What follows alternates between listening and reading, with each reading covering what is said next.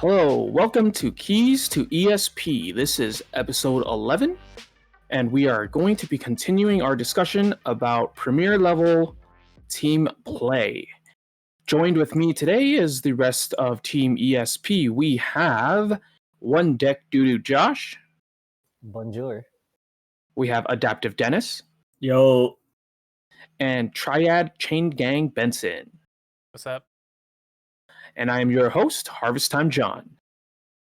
So, just as a touch-up from last time, we were talking about Premier level team play and discussing about the formats of Worlds, or what has been announced for Worlds, which was the Best of 3, Adaptive, and Triad, and we covered Best of 3 and Adaptive last week. So we're going to go ahead and touch on Triad this week, and then touch up with the guys and see how they're doing, and to see perhaps how we, Team ESP, will prepare for Worlds in this format that would be sanctioned. Additionally, we may maybe crack open another deck and check it out, and maybe test our evaluation skills as well. But before we start and jump into any of these topics, let's go ahead and catch up with Team ESP and see what they've been doing for the past week. So, Dennis, you're first up. How you been doing, man? How's your Keyforge world going on? How I've been doing? I've been working a lot. Busy with life right now just because it's about to go holidays. And then as far as Keyforge, still selling a lot of stuff. Trying to get everything mailed out just because holidays coming up. So the delay on mail is gonna happen. So I'm trying to push that out as much as I can. Other than that, nothing much. That is all for Keyforge. Awesome. So no games, nothing, just work. No games. All work, no games. Yeah. Maybe when the holiday break starts. Got it. How about you, Triad Chain Benson? How you doing? Pretty good. What's up? In terms of Keyforge stuff, Josh and I actually got a few games in a few days back. So that was fun. We did the over the webcam thing. And yeah, I've been continuing to make content. I posted up a random video. I didn't exactly share it with the rest of the Keyforge group yet, but it was an old game between Dennis and I, like months back. Unfortunately, a lot of the content that we recorded back then was just trial. So either like the video quality was just too poor, like I would hurt myself watching that content. So I'd rather not put any viewers through that. Or I think there was one that was a wrong format. So then when I switched it, the audio cut out. So unfortunately, that was the only clip I can have up right now. But hopefully, when we have more time as a team, then we can get some more games recorded on webcam. Okay. All right. How about you, One Deck Doodoo Josh? How you doing? I'm doing good. Yeah, we played some webcam Keyforge matches. It was pretty fun. You and I, John, we just played one right before getting to recording this, and it was a lot of fun. We had to kind of revisit the rules and procedures because, so we had to play a little bit slower. I had to remember a lot of things. But yeah, it was super fun. And I'm pretty excited for Dark Tidings as it gets closer, actually. Mm-hmm. Yeah. Well, Josh, I'm surprised that you actually needed to slow down since you played some games with Benson here over the weekend too, no? Yeah, it's I as I familiarize myself with Digimon card game, some of the roles are like readying your creatures when you draw, it's kind of reversed. So yeah. Yep. So Yep. Ooh. mechanics, magic. You don't draw at the start of your turn, man. exactly. But funny enough, like I think I became a better Digimon player right off the get-go because of Keyforge. And I think when I come back and start playing regularly for Keyforge, the two will kind of make me a better player. So it's pretty good. Just got to be careful. Exactly. Like the basic rules, you just have to be careful with. Yeah. All right. Yeah, as for myself, as Josh mentioned, we did play one game at Keyforge over the webcam just right before this recording. I'm actually very happy that we did that because I realized how out of touch I am with this game. I had to actually ask a lot about certain cards. And it was actually pretty fun because we kind of did a sealed, which was pretty cool. So it was a Mass Mutation versus Worlds Collide, and I was like, oh my gosh, I don't remember half these cards, which is terrible. But yeah, I mean, as aside from that, for myself, I've been looking up different things. Not as much to discuss. I mean, in terms of topic, because we had our topics for this week set already. But I did get another display, cracked it open for fun, and unfortunately, there was nothing really too nice there. But if anything, Oh. people can look into my deck of Keyforge listings and scrounge around, and maybe they'll find something cool. Maybe. So let's move on to our main topic, or at least a continuation of our main topic from last time. So, as a recap, we had once again talked about Worlds, best of 3 format, adaptive team format, and then of course the Triad. We did touch on the first 2 that I mentioned, and we're going back over to Triad. So let's touch base, Benson. Can you once again explain what Triad is, what that format entails? Yeah, Triad is a format where each player brings 3 decks. The opponent has a chance to bench one of your decks, so it's removed from play. Then each player has to play with the remaining decks and get a win from each deck. So first round, both players choose their first deck, they play. The winner will retire their first deck and move on to their second deck. The loser will have a choice to either stay with the deck they play in the first round or move on to their second deck as well. If the first winner wins again, obviously game over. If it ties up, then that first player will have to reuse that second deck, and the second player will use the other deck that didn't win yet. So first to 2 wins, one with each deck, is then the winner of that round. Okay. All right. So yeah, so first person to win with both decks that were not banned, right? Yep. Effectively. Mm-hmm. Okay. So going as an approach towards this format, do any of you guys have a specific kind of idea jumping straight in that you want to like talk about in terms of how you approach Triad? I mean, I'm as mentioned last time, I was a little bit more familiar with the adaptive format, and I feel like that was a little bit for me. Triad, I don't think I played in this specific type of tournament in the past, but I did do a survival 3 deck at Albany with the other guys, so it's somewhat similar but slightly different still. Because it didn't require you to win with both decks. And once you lost with one, it was out, which was totally different. So something entirely different. But you did bring 3 decks. How do you guys generally approach this? Is there a specific way? I guess there's no inclination in terms of or requirement to list decks in a specific order at all. But perhaps what do you guys think? Like bring like a deck that's scary enough with 3 houses, but then again, you don't get to see the set that the houses are from either, right? So that Nope. might actually not be as scary, right? So To a certain in extent. terms of this topic, we have like a few things that we've all discussed in the past, like I guess many months ago when we were kind of actually preparing for World. So looking at like various other sources of information, other players, what they discussed as well, we have I guess 2 main things. One is having a singular style of play with between the 3 decks versus versatility and assortment of, or maybe just your best 3 decks, in terms of choosing what decks you have.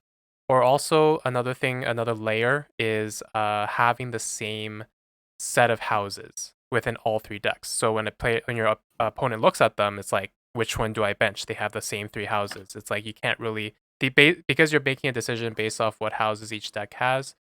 When all 3 decks have the exact same set of houses, it's harder to choose, right? Yeah, then they just So based on color or name or something. exactly. So like I'm just throwing out like the main, I guess, broad areas that we touched upon in the past, and then just kind of throw it in the air. For myself, I'm inclined to kind of lean towards that thought of having a similar style of play between all 3 decks. Like this is their strong suit and you really need a hard counter to beat it kind of deck. And if you have 3 copies of that deck, that style of deck, then unless the opponent has the counter for all 3 of their decks, you have a higher chance of matching up against something that you're gonna have an advantage in. Or like that they don't have the answer to your style of deck. That's the mindset for going in with that approach. And again, this is like a discussion thing, and there's no real like necessarily true right or wrong. It's really situational at the end of the day. But I think I'm leaning towards that approach. And having like the same set of houses for each deck doesn't hurt either, because it does increase confusion as to, okay, which deck do I actually ban? I think what you bring up in terms of bringing all 3 houses and then also all, I would assume, for example, let's say all rush decks or something, right? Right. I mean, I feel like if one of their decks is hard counter against a rush deck, you might be in trouble. If one of them, that's the process of planning, right? Like if Mhm. all 3 of your decks have the same approach, and in the Oh, opposite, like, they yes, only have if one they deck. win. Yeah, if they Yeah, win you'll with- lose against that deck, but the rest of them you're Mm. fine. So you're gonna take out the win with the remaining 2 decks because they're gonna have to be forced to win with that deck. So Mhm. the process, the viewpoint is then, the weak, like whoever has the weakest deck loses, right? In a rock paper scissors fight, if you have all rocks and somebody brought rock paper scissors, you ban. If you happened to ban the one paper deck, you're ahead, right? If you Exactly. didn't get to ban the one paper and you have everything else, you're gonna lose to the paper, but you'll beat the scissors, right? Or like something like that. Just as a simplified version of the situation. Like a slight So- toss up at the end, I think. I Yeah, think yeah. I actually think Triad is one of the easiest and one of the hardest formats to prepare for.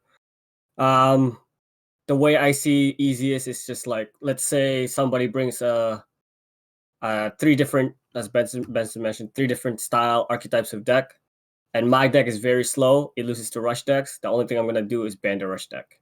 Now I'll be fine with the rest of the decks they bring. One of the hardest ones to prepare for because of the sheer amount of decks I buy and open. It's hard to get that 3 same house set that would be similar style, just because the odds of you having the same houses opening up one deck is already hard, and then there's like what now 9 different houses, and then finding a competitive deck in those similar houses is going to be very tough. So that's from the perspective I'm coming in. But I do love Triad, not gonna lie. Triad is one of to me the best formats in the game.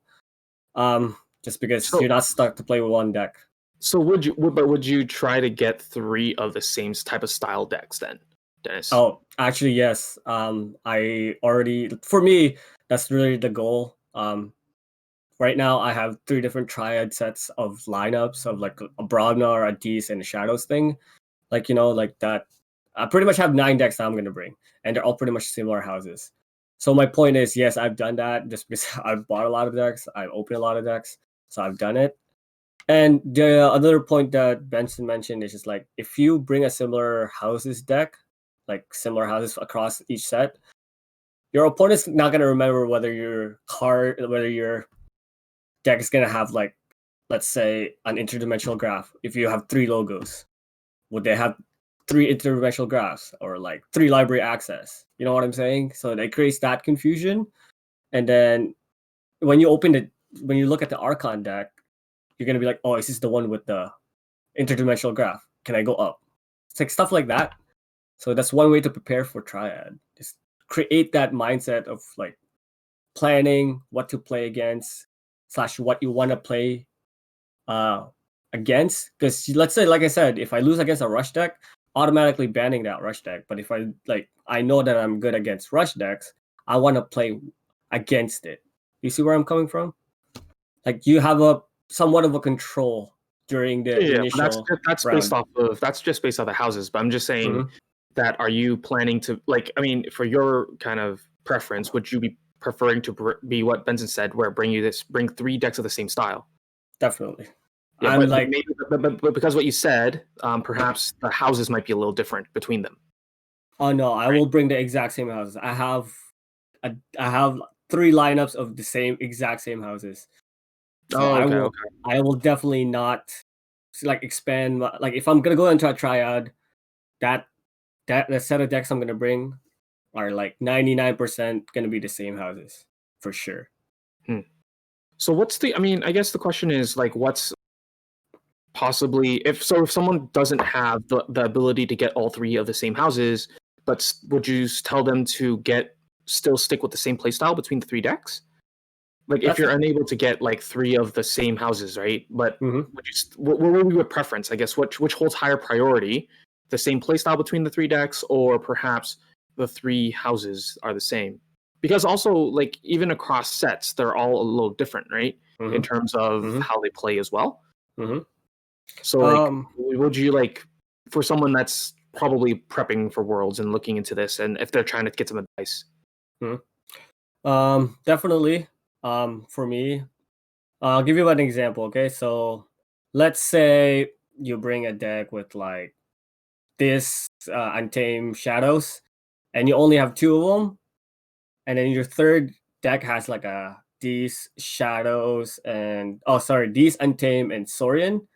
If that Saurian can like take the role of a Shadows or another house of that from your previous decks, I think it's enough, because as long as the house that's mismatched can play, like let's say if the Shadows is missing, can the Saurian be an Ember control? Saurian, as we mentioned from all our podcasts, does have Ember control as well.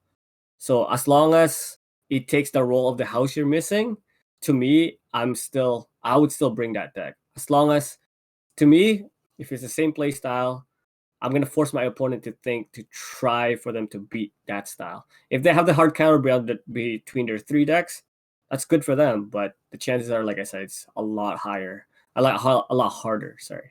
Okay. Josh, how about you? What are you feeling about this triad format, or are you also on this boat where you want to say that stick with the same play style as much as you can, kind of thing, between the three decks? No, I'm actually the opposite. What do you mean? Yeah, let's talk about this. Yeah, I'm the player that will bring three of his best decks, and my criteria for best decks doesn't fit in the same play style type thing. My criteria for choosing decks to bring the triad is I will bring decks that I know can perform against a multitude of archetypes, and I know that I can play them to the best of my abilities, even if I'm faced with a hard counter. So those are the decks that I bring. It takes a lot of practice and reflection to figure those decks out. But if you're the type of person who has one great Shadows Dis Logos deck, and you don't want to spend hundreds, thousands of dollars looking for two more Shadows Logos Dis cards decks, then you're probably going to want to go my avenue, my route. Study the rest of your decks, practice hard, and decide which three you would take. I like toolboxy, house cheaty decks that do everything and have the ingredient of house cheating in them to do everything a little bit better than what I notice in your typical archetypal decks, where the focus is, if you want to rush, you just want to rush. Generally, only Untamed will rush. There's not a lot of house cheating involved in that rush. I like toolboxy decks that I can play to the best of my abilities. Yeah, I guess that's like the route in terms of most people. Just bring your best decks, right? Just whatever you have, learn them. I mean, I guess the benefit of sticking with the same play style and even maybe the same houses is that you have less to think about on your side on the board. Yeah, because between all three decks, they all kind of work the same, so you don't have to like change on the fly kind of thing. But I get it. But at the same time, if you have three decks that have three completely different archetypes, it's not just like you are more equipped to understand what each of your decks do versus your opponent figuring out which of these three decks is something that's going to hurt him in the long run, right? Like you have one strategy to rush, or like you have one playstyle, one strategy that's cool. It makes those three decks, if they're all the same thing, easier for you to manage and play. So I guess throughout the duration of a long triad tournament, that would help you. But what I'm saying is, if you've practiced enough, it doesn't matter what different playstyle of these 3 decks are, right? You'll know them in and out.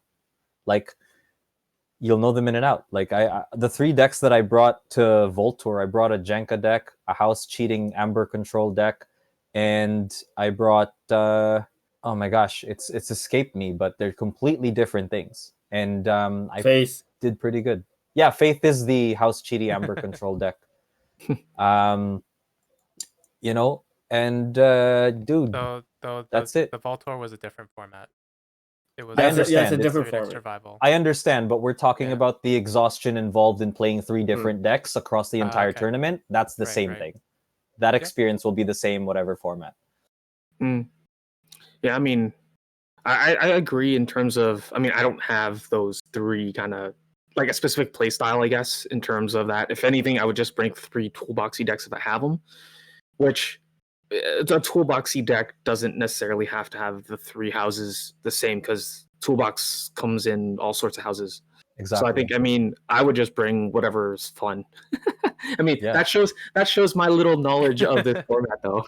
No, but that's important too, right? Like, if you have one good Shadows Logos disc deck and you're spending so much effort, time, and money learning the other 2 decks that you bought off eBay, and you're not even having fun playing, that alone is enough to cause you to lose in a tournament, because you're just not motivated to play them. You're just feeling like, I'd rather play toolboxy decks that I have fun with. And when I say toolboxy decks, they have one win condition but multiple ways to get there, right? So it makes it difficult for your opponent to actually pinpoint what type of deck it is as you play them. I mean, that's Keyforge, though, right? So there's all sorts of different ways, anyways, in general. I will vouch for like a certain aspect of what Josh was saying, or like a kind of another observation that I had. Having similar house decks, and this is coming from somebody that hasn't necessarily played them into the ground, so I might not know them that well individually. But with this approach, what I foresee myself coming across as a issue if I don't play with them enough is getting them mixed up. I have the exact same 3 houses. I'm like, okay, which deck had these set of cards? So like I'm waiting for something, but it's not really there. I need to double check my deck list like over and over and over again when I have the same set of houses for all my deck. And if I take another thing from our adaptive discussion in terms of uniqueness or weirdness, is when we try to figure out what the opponent's decks are made of, just based off the houses, we have to figure out which set they're from. Like you said, each house comes in a different flavor depending on which set they came out in. If you see a Saurian Star Alliance house, you know it's from set 3 or 4. Just inherently with that, you can kind of gauge what those houses, what you would expect from those houses. If you have a set of houses that were spanning all 4 sets, it becomes Logos harder to, Shadows. like Logos is Shadows. They've been around since the beginning. Then which version, which iteration are they from? That becomes a lot harder to gauge. And then especially if you don't have the traditional. So in Coda, we discussed before, it's like, okay, Logos is your cycler, Shadows is your Amber control. This just really disrupts. And that's exactly what you expect from a high level deck from that set. I think it's a good example because it's gonna do the same thing. Amber control, go fast, and disrupt you. So Yeah. I think it's a good example.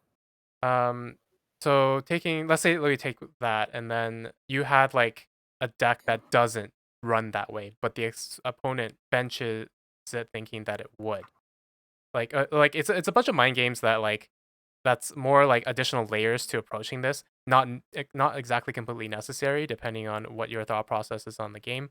You could literally just follow and like take your top 3 decks, what you pilot the best, like which ones suit you best as well. So those are other aspects to take into account as well. Yo, Okay. sorry to interrupt. I wanted to add like another, like you mentioned it. If you bring 3 decks that have the same houses, chances are they also have very similar deck lists. And the further you get into a tournament, man, the easier it's gonna get to mix them up. Oh yeah. Okay. That's what I was saying. Yeah. Okay, so for me, to tackle Josh's point, I know that it's easy to mix it up, but that's on whoever is gonna bring 3 similar house, like 3 same houses. That's on you to figure out your deck. For me, not gonna lie, I know that if I'm gonna go into Triad next month, let's say, I know which deck has which cards. That's on you. That's on your preparation. Like honestly, that's on the player, on your preparation. As far as mixing it up, that's part of the preparation. Hey Know the man, deck. if you autopilot, if you tend to go autopilot and start making decisions based on the card interactions and not based on what you know about the deck, don't bring 3 of the exact same houses. Yeah, that's what I'm saying. That's on the player who's gonna do that playstyle. For me, I know like the ins and out of all of the. For me, I have these logos. Oh, sorry, these shadows and team decks. I know each one of them. I know what's coming up. Anyway, so to tackle that point, that's definitely on you and your preparation. Also, the reason why I stick to one play style is I really want to tackle the benching part of Triad because that's literally on any best of 3 formats. That is the most important part of the round, in my opinion, at least. Because if somebody brings 3 different houses, 3 different play styles, like 3 different decks, I am gonna ban the one that my style is weak against, and then I'm gonna take advantage of your weakest like house combinations. Because let's say I have a super control deck, and you have a super rush deck that can like forge 3 keys at one turn. Before I can control you, you're gonna do that. So I'm just gonna bench it, and whatever else you have, if you have another style of deck that you that I know I can take advantage of. Let's say if I'm bringing a super control deck, I'm gonna restoring Guntus your key abduction and your what is it Jenka deck. So that deck is pretty much dead. So my point is, I'm gonna play your weakest deck, and I'm gonna ban your strongest deck against my playstyle. So Well, that's how I approach it. assuming that you know what their deck is just based on their houses, though. Mm-hmm. Exactly. And that's part of the Yep. Triad. That's part of the Triad. Which I mean, it really depends, right? Because just staring at 3 houses, you have an idea, but you don't necessarily know exactly what they're doing. Exactly. I agree with that. It There's no falls way to up know. on Just like so, for example, like if you see a Mars sitting across from me, one deck has Mars. Would you think that's Bro, you're automatically gonna think it's Jenka, yeah? and I then know, right? and then it Yeah. happens to be a triple battle fleet craziness, and you're like, oh It's the yeah. same thing. Well, it's one of the the same two. It's playstyle. one of the two. Yeah. Like But nobody that's- else is gonna bring anything else in a Mars. We So should just call that's them the key point. abduction decks. It's just It's just that a key the Mars, abduction it's just deck. the Mars ain't that good. The rest of the rest of the deck holds itself. Yeah, I don't know. I guess that's why I prioritize just bringing 3 decks that I'm familiar with and I play the best, regardless of whether they fit into one style or not. And that's really because at the end of the day, you can do all of that shenanigans, mind games, whatever.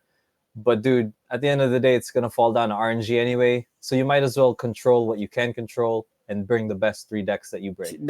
That's what I'm trying to say. You can control the decks that you're gonna bring. So, but I can also control what you're benching. That's part of the things you can control, right? That's how I approach it. So that's the way I think about it. And there's there's no black and white. Yeah, There's really for no sure. right or wrong. To combine the two, if you have decks that have no weakness, use them. But yeah, every deck has a weakness. every man. deck Yeah. has a That's weakness, right? Keyforge. So it's a matter of like if you're gonna have a weakness, your opponent's gonna be able to exploit it. At the Exactly. level of play that we're gonna be at, they're gonna exploit whatever weakness is in that deck, whether it's artifact control, whether it's creature control, anything, any aspect.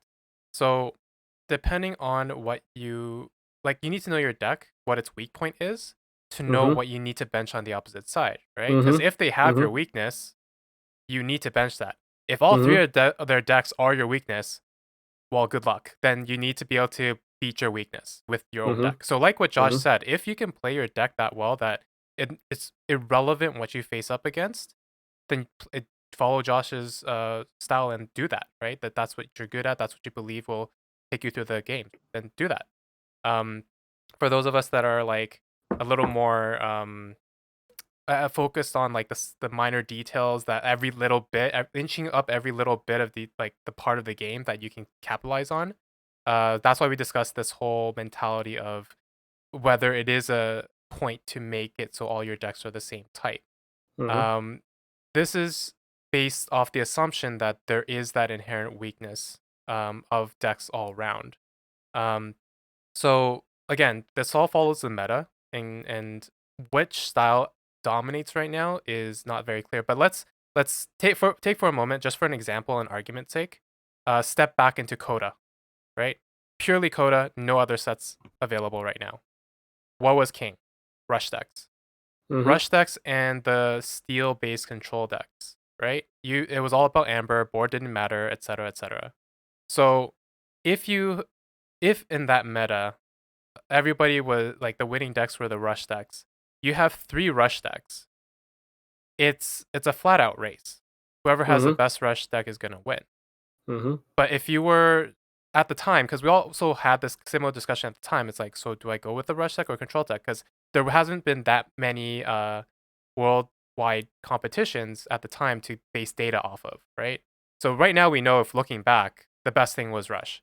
Back then we were like, oh, do we go with the super control? Because I know John had a deck that was really hard to beat back then that was super control-y. Like, you never Yeah, he had went Amber. 6-0 in Swiss. Yeah, exactly. So like, do you go with that approach?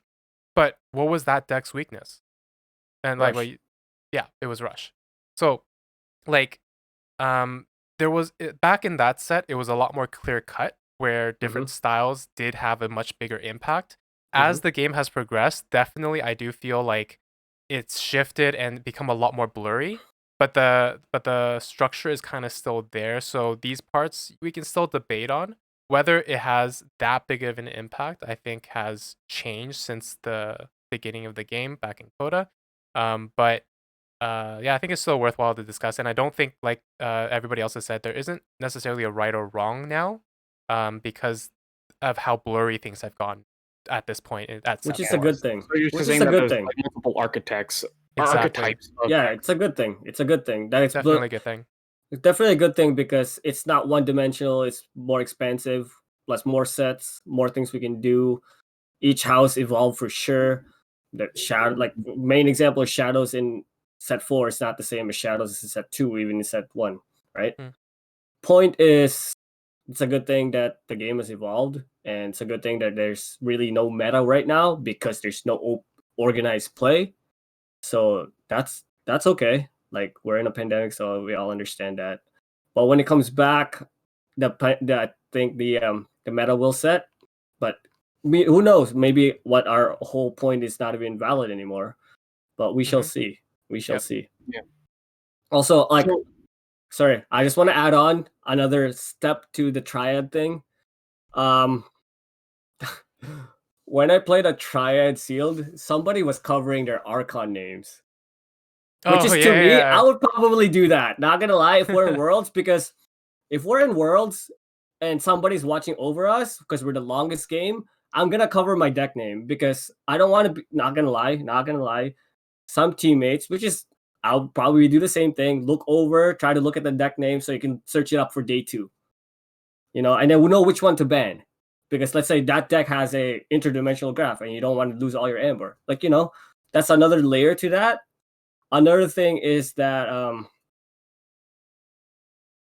already said it, but if your teammates are like looking over and seeing what the deck names is, it's like, oh yeah, that deck is like double grunt buggy. You want to ban that because that thing has a lot of creatures. That's +5 power.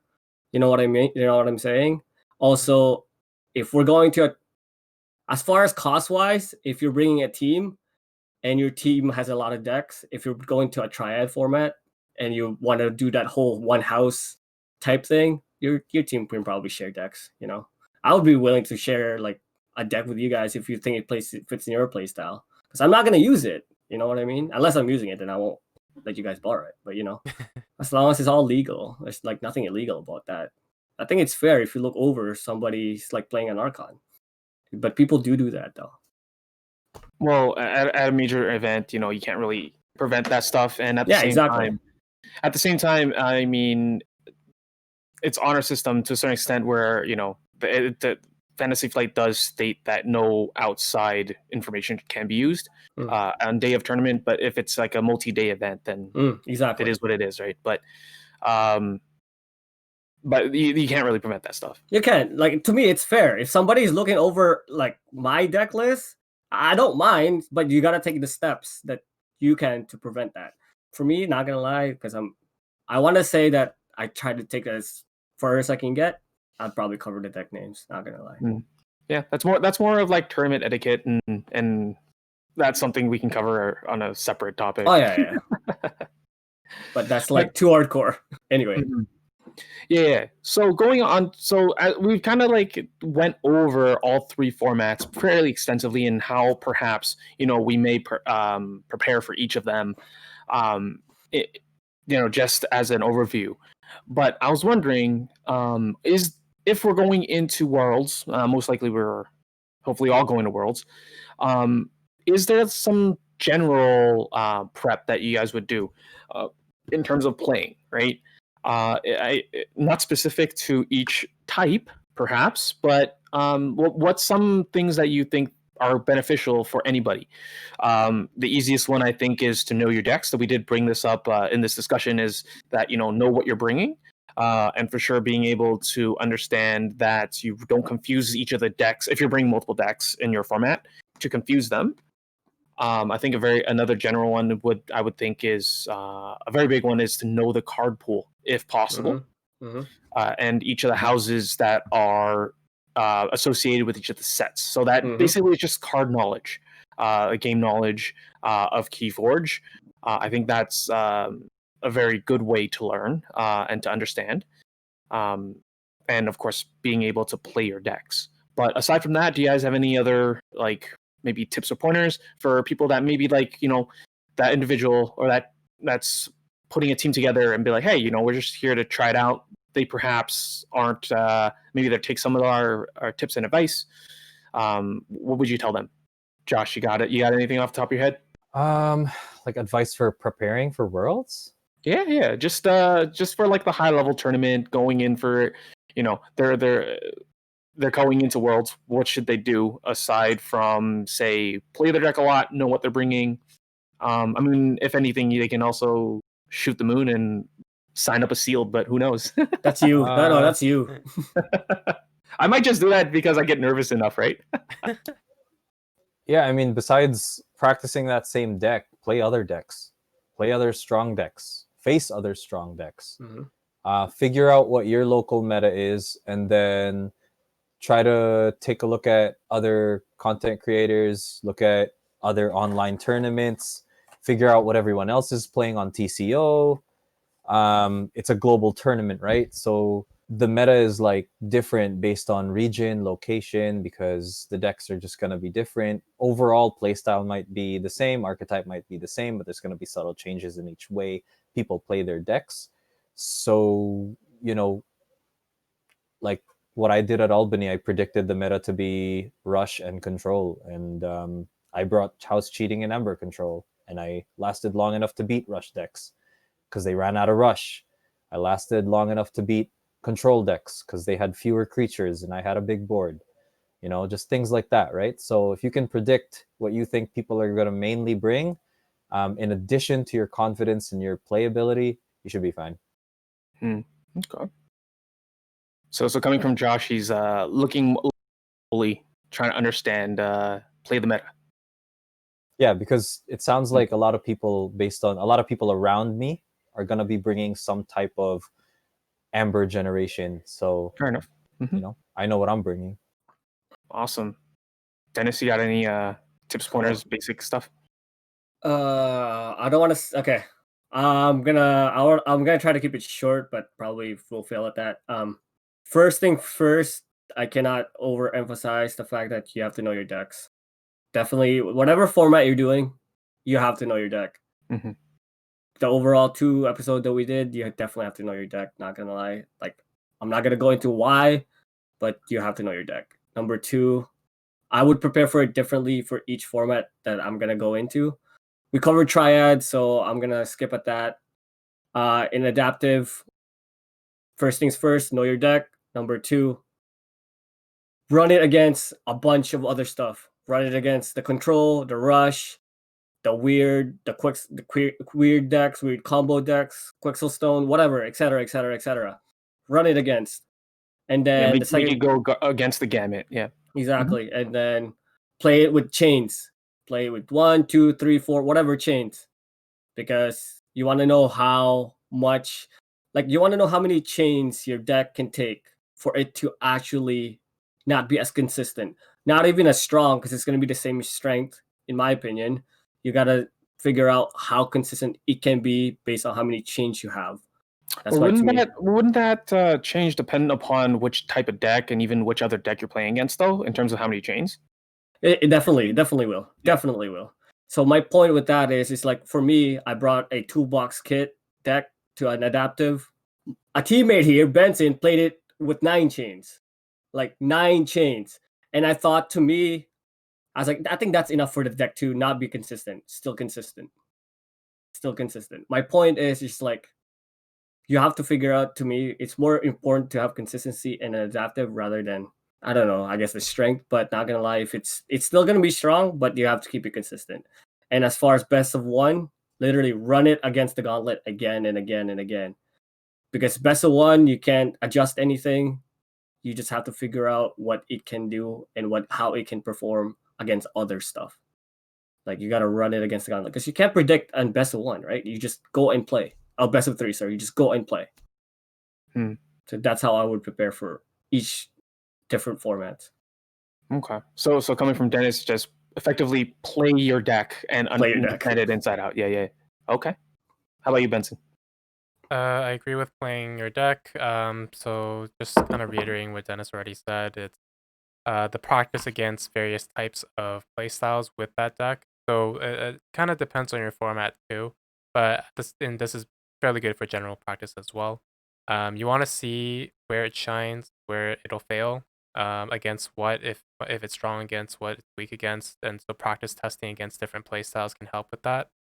Um, Two different things that I can add. One is playing more sealed, just getting exposure to different decks you've never seen before. Because one ability that we all discussed in the previous episode as well was the ability to appraise the opponent's deck and to figure out their game plan. So playing in sealed is pretty much practicing that ability over and over again, and not only the opponents but your own as well. So the ability to figure out what each deck wants to do, what's the best way to counter each deck. Does that deck actually play through that way? And with obvious variations of luck and draw and whatnot. So that's just getting the experience under your belt, which will prepare you for a big scale event like this. So speaking of that, taking your tournaments as practice is something I just wrote down. So what I mean by that is even from your locals to all the way up to like if you have access to many vault tours, if you played at the higher levels in regionals, you travel around to compete in these events. Take those as practice for like we're discussing worlds, right? So that's why those can be practices for this, because they will have these various formats potentially, and those are great opportunities to just see where you stand, to see if the knowledge you gain from the previous lower level practices, from casual to store champs, is that working for you towards these bigger events where people are bringing the best of their best within that meta, and then just kind of getting the experience under your belt is the main thing. So overall, probably not much more that's different from what everybody else has said, but that's the only extra things I could think about in terms of what to do to prepare for a big event like Worlds. Cool.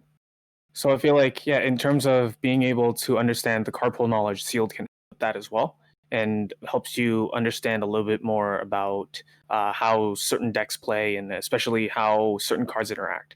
I think one of the biggest things for practice as well is for sure getting practice against some weird decks or decks that have like random kind of rare cards, etc.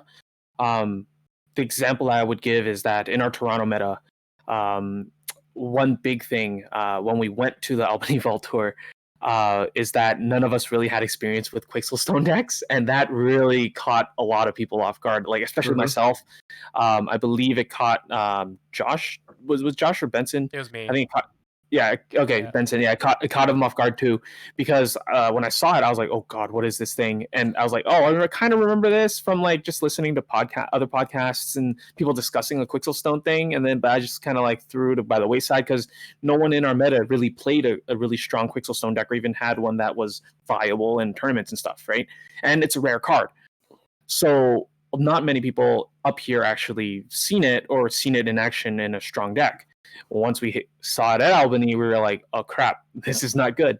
So I think being able to understand the card pool, especially for those weird fringe cases, would be good. But I think that would be something, on the side, on top of, if you're looking for something else aside from playing a lot of Keyforge and whatnot, is to start maybe thinking about potential combos and different types of weird scenarios that may happen. I think that is a great way to make sure that you're not caught off guard in the future. But that comes with what the other guys have said, where play a lot of games, play it against the gamut. Make sure that you are able to see all sorts of varieties of decks and play styles and archetypes of decks.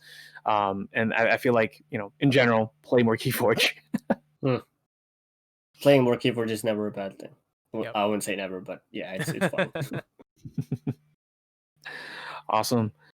So let's take a quick round. Let's go across and say, out of these three formats, we have kind of beaten them to death to a certain extent. Which format do you think you are best fitted for? For myself, as I mentioned, my favorite is adaptive because how weird it is. I feel like being able to think on the fly is one of my strong suits. Besides from this pandemic and not having played for a while, but when I do get into Keyforge, I love playing with the weird. So I think adaptive for me is where I shine, and that's probably where I lean towards out of these three formats. How about you, Benson? Where do you think you lean? Can't wait for this answer. With how we were just we already kind of had our role set for Worlds previously, and I was in solo best of 3. And I think as time passes, the less I care which role I'm in. I feel like I could run with any of them, just because it's fun that way. You try different styles, but at the same time, I also won't be too bored playing the same deck for the whole day. Because it's more about figuring out the opponent and solving that puzzle. So I'm at the end of the day, I put myself as a jack of all trades. I'm not sure if I'm a master of anything, working towards it. But yeah, as of right now, I'm sitting in the solo best of 3. Okay, cool. All right, let's go around. All right, Dennis, how about you? All right, I'm gonna go from the weakest to, I guess, my pick. I'm not the type of person to take the best of 3, just because if I know, let's say I'm facing against a weakness of my deck, unless it will take me a lot more brain power to try to get out of it. Meaning that, let's say if I lose against a rush deck, I was like, are they gonna fire off more before I can control them? So, if I see the opponent have an archetype I'm supposed to be weak at, I'd be like, oh no, I'm in trouble. That mindset of I'm in trouble sits in. As far as adaptive, to me, it's literally it's either adaptive or triad. But if I had to pick one, I'd definitely go with triad. Just because adaptive to me, I love practicing against adaptive, just because you literally figure out layer 1, layer 2, layer 3, or even layer 4 of your deck. There's stuff that you don't even know can happen until you play it a lot. My weakness of what that is if I get a weird deck that I don't even know how it interacts, and you have to figure it out in one game, and then if you're lucky enough to go to the second game and you get to play that deck, it's like, how the heck are you supposed to play this? The latest topic we had just now, Triad. I love preparing for Triad just because like I said, the most important part is just the benching thing. If I can control you in that point, I'd be like, I think I'm setting myself up for success. So to me, I would love to play Triad. Cool. Josh, how about you? Where do you stand for all these out of these three formats? I'm sitting on Triad currently because I think Triad will offer that variety throughout the tournament that'll keep me involved, engaged, interested, and playing at my best. However, I have one deck that I love playing, and that I know will stomp a multitude of decks because of how I play it and because of what it is. So I think if I were to see what my favorite was from a fun standpoint, it'd be Triad. But if I was playing to win, my favorite format would probably be Archon Best of One, because you play your best deck, no regrets, right? Well, the format's best of 3, but Yeah, I know it's best of 3. You play it to your best. You play that one deck, and you're stuck with it throughout the entire tournament. No regrets. okay. Well, so I guess everyone that's listening to this podcast, if we do see you guys at Worlds, you guys know what we're doing and how we're gonna prep. No, It's they okay. don't. If you know, knowing is not even half the battle. Can you beat it? Fair enough. I mean, at the end of the day, we're all just here to play Keyforge and to enjoy. So, I mean, if we do see any of our listeners in Worlds at Worlds, I'm more than happy to just play a game, even if it's casual. If we end up across the table, more the better, man. Like we'll have a good time. We'll have a good time. Awesome. So, I mean, we would love to hear about how individuals would prepare for Worlds. Maybe we covered some topics that that you guys haven't heard about before, or even maybe we didn't cover any of these specific type of ways to prepare. We'd love to hear more information from that, from you guys, from our listeners. So feel free to give us a shout. I will just let you guys know it's extrashards, extrashards at gmail.com. Feel free to email us and reach out to us on that front. Before we finish off for this week, for this episode, let's crack a pack. How about that? How you guys think Ooh, about the that? fun part. All the work is done. The fun part. Fuzzy's been holding on to it. Well, right here, as you see, if you're our YouTube video watcher, the Fuzzy Gruen has been holding on to a deck for us. A deck of mass mutations. I've already peeled off the sticker, but I have not seen this deck yet.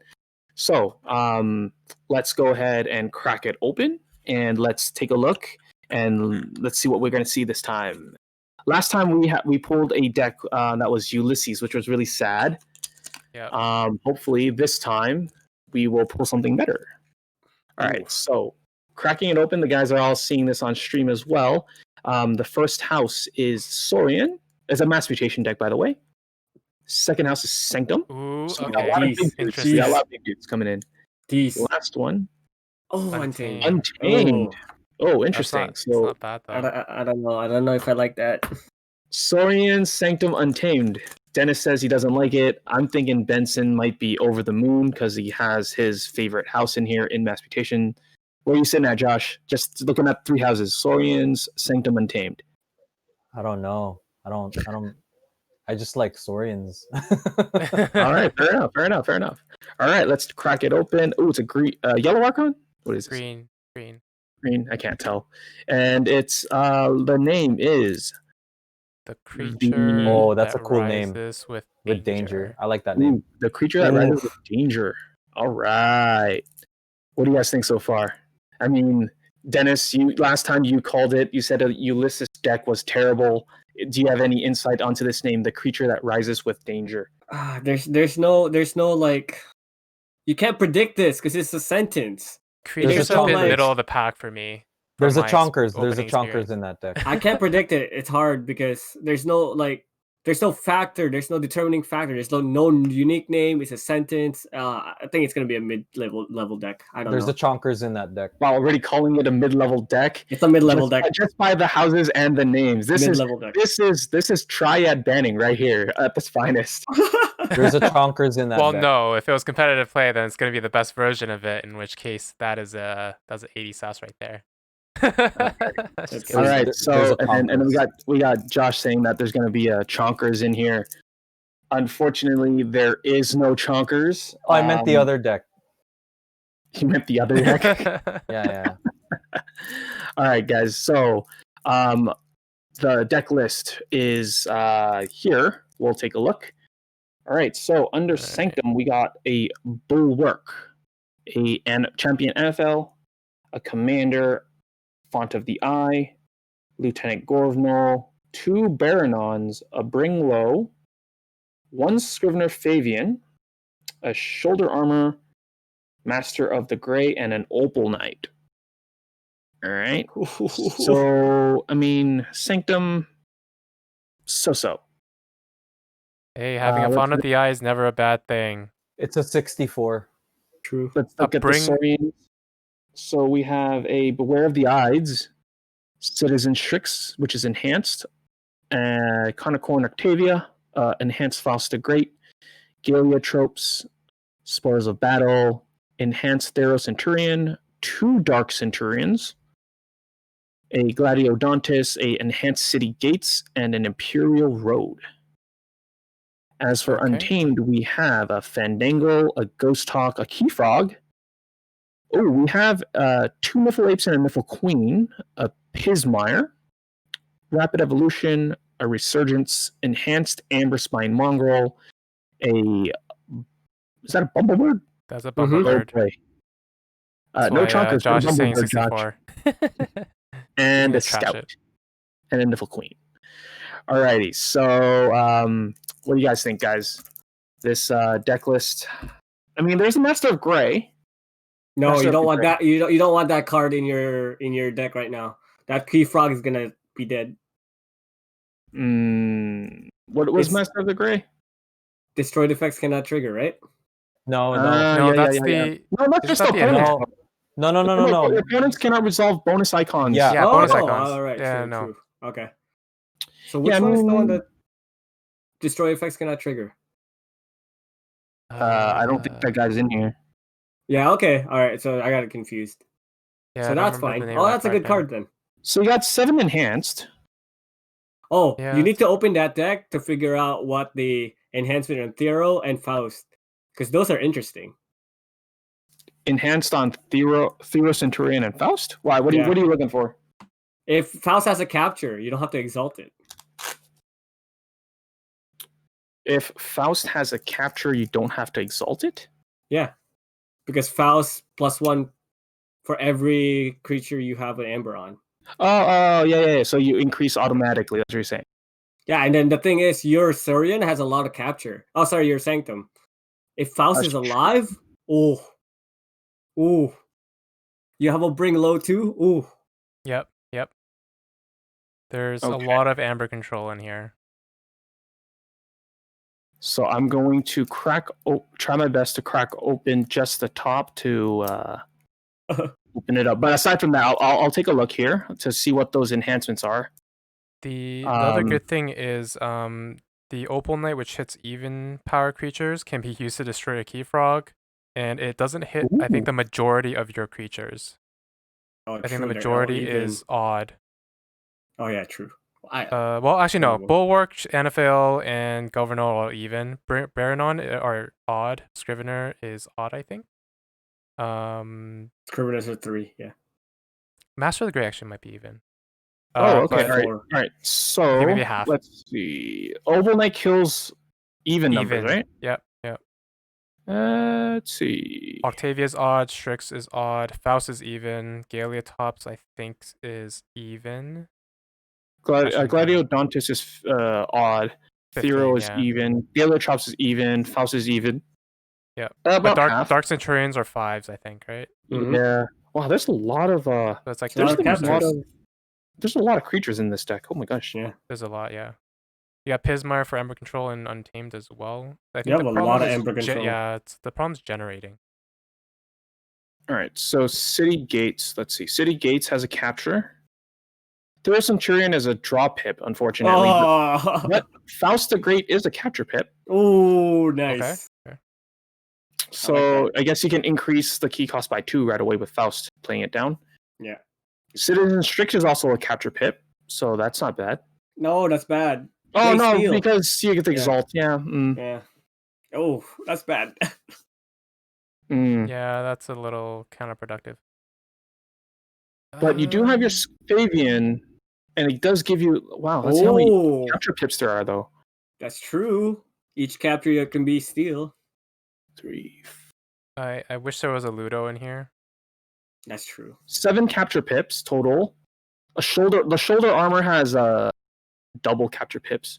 Oh, So it's okay. it's a 3 pip. It's a one amber and 2 capture. With the Fabian, you get 3, I guess. It's a Yeah, board wipe. and then the bring low can help with the Faust, I guess. I think you True. brought that up already. It's a board wipe away from losing the game. That is Yeah, true. yeah, That- and it that doesn't is- have that one is pretty either. sad, yeah. it's very slow too. Well, what do you guys think? So- What do you guys? All right, so since we've already kind of seen these cards, got a bit of their things going on. What do you guys think? What do you think is the sass of this deck? 68 with 16 amber control. Okay, so you're giving it a very good capturing Yeah. percentage. Okay. So 16 amber control with 68 SAS. Okay. All right. It's missing quite a lot of stuff other than amber control. Yeah, my gut feeling was also 67, 68 area for the SAS. Okay. And Josh, where you stand? 64. 64. Okay, so we got drum roll. The deck Let's is see. you guys are spot on again, guys. Where is it? Well played. like- Well played. It is a 66. Oh, right Nice, in the middle. closest. 20 amber control. Oh, I Yeah, knew but it. 20 amber control, but it has 25 creatures, which is pretty rough. Holy, that's crazy. It is pretty rough, very slow. Yeah. You do have the key frog, so 20 amber control. That's so but much. 7 pips, no artifact control. Alrighty. I mean, dang. All right. So I guess this is good practice for our analysis of decks and being able to think on the fly and see how things work. This would be good in sealed. It'd be interesting. It'd be interesting play. Yeah. I mean, you have some key cost control and a lot of control. No Yeah, artifact. Like I said, that so, generation is real low. 11 expected. Rough. rough stuff. But hey, at the end of the day, you guys were bang on. Very good analysis, guys. Another one for Team ESP, I would say. I like it. Awesome. So moving on. Hopefully everyone had a pretty good experience this episode, and hopefully we will meet once more for the end of the year. Actually, we're gonna have one more episode left for this year. And for our listeners, just so you guys know, this is we'll be concluding our season 1 with our last episode next week. And hopefully we have something lined up for you guys to close off the year. Before we move on, though, before we close out, do you guys have any shout outs or any kind of plugs you guys have for you guys? Josh, you got anything? Or are you just playing Digimon these days? No, so I'm the unboxings are done. That's why I wanted to test webcam battles with you guys, because I wanted to create webcam video content. So not really a fan of playing on TCO anymore. So eventually I'll have Keyforge gameplay over webcam, man. Awesome. Yeah, hopefully we'll be able to play a bit more of that too. Save some more decks. We'll play more sealed. Yeah, I got quite a bit. Awesome. How about you, Dennis? Aside from selling decks, what else you got? Aside from selling decks, yeah, I just hope that you guys enjoyed this episode and the last episode as well, just because it was one of the more enjoyable, I guess, episodes for me, just because we got to discuss, pick each other's brain, have different opinions, bicker a bit. Hopefully you implement some of those things we talked about. If not, that's okay too. Give us some feedback, what you think we missed, what you think we should add. But honestly, just thanks for listening. Really appreciate it. Awesome. And then if the people are looking for decks, where can they find your stuff? Oh, DC trays on Dexter Keyforge. All right. You already know. And Benson, what's up with you coming up for this week for Keyforge? Same as you guys, trying to get more reps in over the webcam, and also making my usual unboxing videos on YouTube. My tag is CHAOSCHRNO. You can also find my Dexter Keyforge list for the same name. So feel free to look. Awesome. And then as for myself, as I mentioned, I did have a couple over the past couple of weeks. I had a couple displays. Might open a few more. I do have some sitting around, but all my decks are listed on Decks of Keyforge as well. It's 5 TORMYNIT3. Feel free to check those out, and we'll see you there. Once again, if you are interested in reaching out to us and share your thoughts or criticisms with Team ESP, feel free to reach out to us at extrashards extrashards@gmail.com. We welcome everyone, all comments and criticisms, and of course, as Dennis mentioned, feel free to let us know about your thoughts on Worlds and how that'll happen, even if it, or maybe if it will happen at all. Who knows? And until then, happy forging, everybody. Happy forging.